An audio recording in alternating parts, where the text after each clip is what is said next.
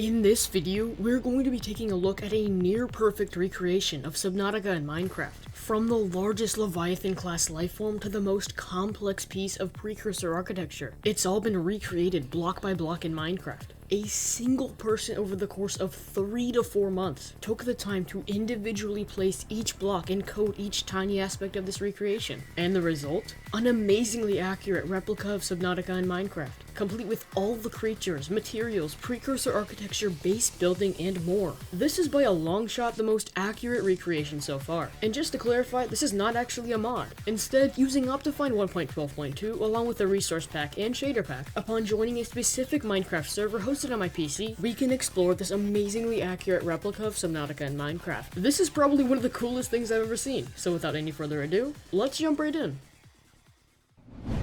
Immediately after joining the server, we have this little menu that pops up. This menu makes sure we have all the right settings turned on, and I already have everything ready to go, so we can go ahead and skip this menu by pressing F. And once we're through that, the intro to Subnautica plays.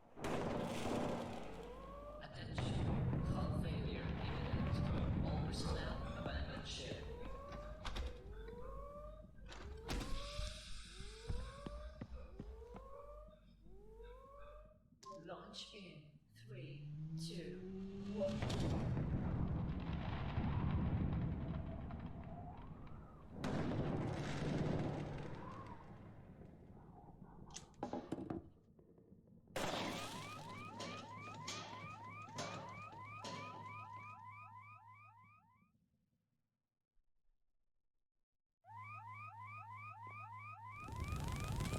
And after putting out the fire, we are all good to go. Now, I just want to take a second here to admire the work done on the life pod. First, let's take a look at the fabricator. The fabricator is extremely accurate to how it is in Subnautica. If we click on it to open it, the crafting menu from Subnautica pops up, and we can actually craft stuff, just like in Subnautica. We also have a very accurate radio and a locker, just like in the base game. All the other details are basically the same as it is in Subnautica, which just goes to show the work put into this recreation. And with that out of the way, let's climb out of the life pod and into the safe shallows. As we can see in this recreation, the safe shallows looks amazing. We can see fish spawning in, there are coral tubes, acid mushrooms, and so much more. As you guys are already starting to see, the detail here is much greater than any other Subnautica recreation we've looked at before. You might also notice the hotbar on the bottom, and the oxygen, food, water, and health meters in the bottom left. If you're wondering why the oxygen isn't going down, don't worry, I disabled it earlier. Now, before we get into the cool stuff, I just want to take a moment to say that it is not an absolutely perfect recreation. Obviously, there are going to be some mistakes and some bugs, but if you think about how a single person created all this over a short period of time, once you think about it in that perspective, it's amazing to think about.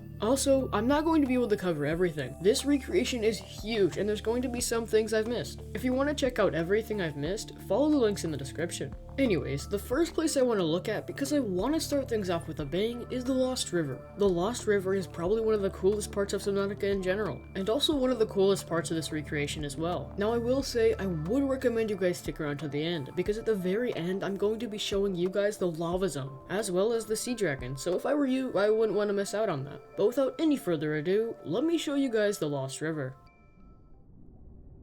The first place in the Lost River I'd like to show you is the skeleton of the gargantuan leviathan. When I showed you the Aurora in the first video of this series, you guys were amazed at the detail of the ship, and it's kind of the same thing here. There's some incredible detail, and it's crazy to think about all the effort put into this area. The next place I want to show you is actually the laboratory cache. There's also some awesome detail here, and we can see the research equipment outside, the Titan Leviathan skeleton, and also some creatures we can see spawning in right now, including a crab squid. The next area I'd like to show you is actually the disease research facility. If you were wondering, there is a full story in this recreation as well. You can play this game in survival from start to finish, and basically every story element has been included, including this alien facility. The detail on the inside is amazing, and I love how it looks. I especially like the rooms with research specimen theta and the warpers. It has some impeccable accuracy. The final place I'm going to show you in the Lost River is probably my favorite spot in all of Subnautica, and that is the cove tree. The detail to this tree is phenomenal. I love the ghost rays spawning in, and just the whole area in general is awesome.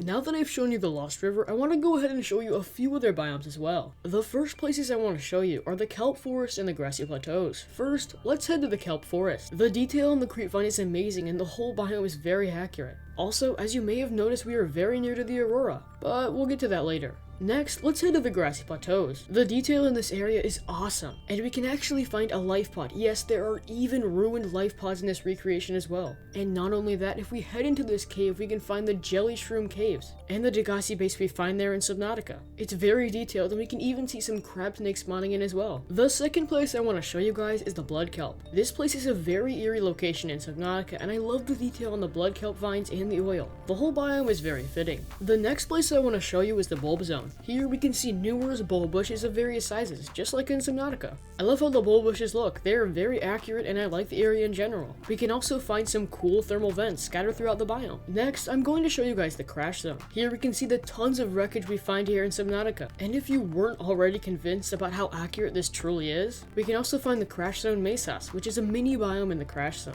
I love this little area. It looks amazing. If you're wondering, the void actually does exist in this recreation as well, although it's basically just a huge wall that goes down to nowhere. No ghost leviathans spawn, unfortunately, but it is most definitely there. Next up, I want to show you guys the Grand Reef. I love this biome, and I love to see that it is very well detailed. If we travel to the deep Grand Reef, we can even find another Degassi base, as well as an entrance to the Lost River. If you're wondering, we can also find the first Degassi bases on the floating island, but we'll get to that later. Now I'd like to show you guys the mushroom forest. The mushroom forest is beautiful, and the detail on the tree mushrooms is amazing. Overall, I love how it looks. It's probably one of my favorite biomes in Subnautica. Up next, I want to show you guys the Sea Trader's Path. The Sea Trader's Path is awesome, and I love the design overall. The path where the Sea Traders travel is awesome, and I believe if I waited here long enough, Sea Traders would start to spawn. And finally, I'd like to show you guys the underwater islands. The underwater islands is very accurate. We can find numerous wrecks, and overall I just love the design of the islands and the floaters that hold them up. There are a few more biomes I've missed, but for the sake of time, let's check out the Aurora. The Aurora on the original mod that I showed you was amazing, but I must say the Aurora on this recreation is much better.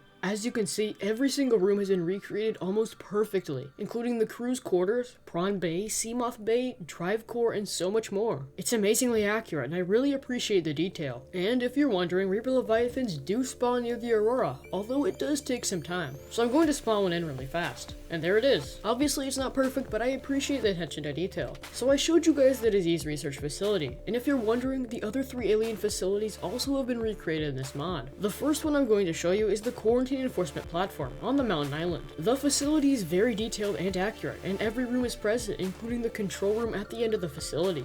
The mountain island itself is also very detailed and accurate, as is the mountain's biome around it. Since I've showed you the mountain island, you may be wondering if there's a floating island as well, and the answer to that, of course, is yes, and it looks awesome. Here we can find cave crawlers, which we can also find on the mountain island, as well as the first Degassi bases. It's very detailed, and I love the design of the trees on the island. And now, it's finally time for me to show you guys the lava zone, along with the 2 alien facilities we can find there.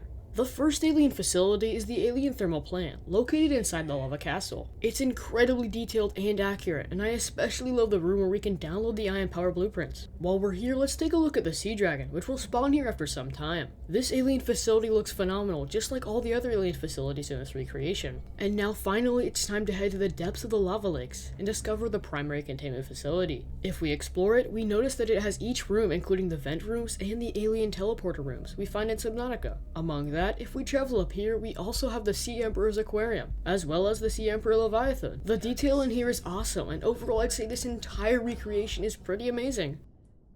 Let me know in the comments section below what you think about this amazing recreation. Do you have any questions or concerns? Please let me know. I really recommend you try this out for yourself. It's a whole lot of fun. The link to the download and setup guide page is in the description down below. If you like this video, you can help me out by clicking the like button and subscribing to the channel. It's completely free and it helps me out a ton. Help me reach 50,000 subscribers as fast as possible. If you want to further support me, check out my Discord server, Twitch channel, and my other Subnautica and Subnautica Below Zero content. Thanks to my patrons, Ariane Johnson, Andy, Baby Yoda, King Nocho, Sean, Sir Lord Mister, and Skeptic. If you want to be awesome, become a patron and support today. All these links are in the description down below. And I will see you guys in the next video.